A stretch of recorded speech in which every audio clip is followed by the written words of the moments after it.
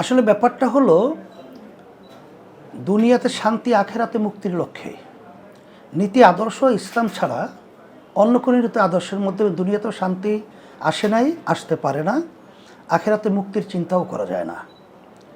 এখানে বাংলাদেশে ১০০-এর ভিতরে প্রায় ৯২ জনের মতো মুসলমান বসবাস করে। এই দেশের ভিতরে এই ইসলামী নীতি আদর্শটা এটা রাষ্ট্রীয় পর্যায়ে বাস্তবায়িত থাকবে, এটাই হলো আসলে দাবি।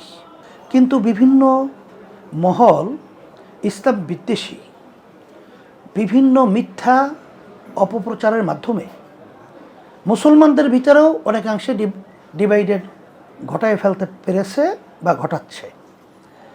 তারই একটা বাস্তবতা হলো ইসলামী দলগুলো একত্রিত না হওয়ার পিছনে তাদেরও কিন্তু একটা হাত আছে বলে আমার কাছে মনে হচ্ছে।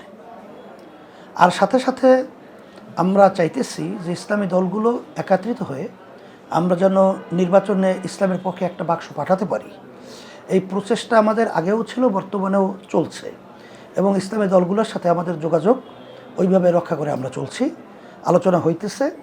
আশা করি যে এই সামনের যে নির্বাচনটা আসবে, এই নির্বাচনে ভালো একটা ফল ইসলামের পক্ষে আমরা একত্রিত হয়ে এর আমরা জাতিকে দেখাতে পারবো, বিশ্বকে দেখাতে পারবো, এর আমরা আশাবাদী।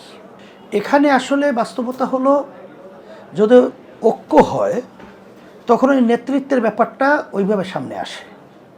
আর যদি নির্বাচনী সমঝোতা হয় সেখানে কিন্তু নেতৃত্বের ব্যাপারটা আর থাকে না। সেখানে যার যার দল তার নেতৃত্বে তারাই থাকতে পারে। আর যেটাকে বলা হয় নির্বাচনী সমঝোতা বলতে যেটা সিটের ভিতরে সমঝোতা হওয়া, যে ওখানে ইসলামের পক্ষে একটা বাক্সই যাবে, অন্য কোনো ইসলামী দল ওখানে বাক্স দিবে না, তাহলে এখানে নেতৃত্বের আলোচনাটা আর থাকে না। আর সাথে সাথে আমরা যে নির্বাচন পদ্ধতিটা আমরা বর্তমানে চেয়েছি পিআর সিস্টেম, সংখ্যানুপাতিক হারে প্রতিনিধি সংসদে যাওয়া। আমরা ভালো করে চিন্তা ভাবনা করে দেখছি, অনেকের সাথে আলোচনাও করছি, এবং দুনিয়ার ভিতরে প্রায় ৯১টা দেশের মতো দেশে এই পদ্ধতি কিন্তু চালু আছে। ১৪৭টা দেশে এই নির্বাচন প্রক্রিয়া চলে, তার ভিতরে কিন্তু ৯১টা দেশের মধ্যে এই পদ্ধতি কিন্তু চালু আছে। এটা লেটেস্ট একটা পদ্ধতি। আর এর মাধ্যমে যেটা আমরা জাতীয় সরকার বলি, জাতীয় সরকারের ব্যাপারে পিআর পদ্ধতির বাইরে জাতীয় সরকার হওয়া কিন্তু আদৌ সম্ভব না। এখানে প্রতিটা ভোটারের এখানে কিন্তু মূল্যায়ন হবে। দল যদি মার্কায় ভোট হবে, 1% ভোট পেলেও তাদের 3 জন এমপি তাদের পার্লামেন্টে থাকবে।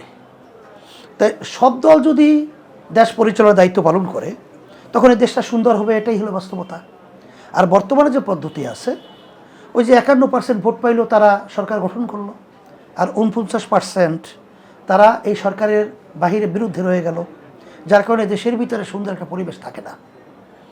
এদের থেকে আস্তে আস্তে তখন তারা চাইবে এদেরকে দমন করতে, আবার তারা চাইবে তাদেরকে উৎখাত করতে।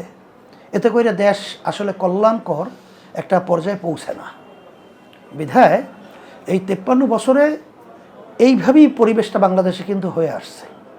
এই জন্য আমরা চাইতেছি যে পিআর পদ্ধতিতে যদি নির্বাচন হয় তাহলে সেখানে সবাই অংশীদারিত্ব থাকবে এবং দেশ একত্রিত হয়ে পরামর্শ ভিত্তিক দেশ পরিচালনা করা যাবে। আর একক ক্ষমতায় আসীন হয়ে যে ফ্যাসিস্ট চরিত্র তৈরি হওয়া, এটাও থাকবে না।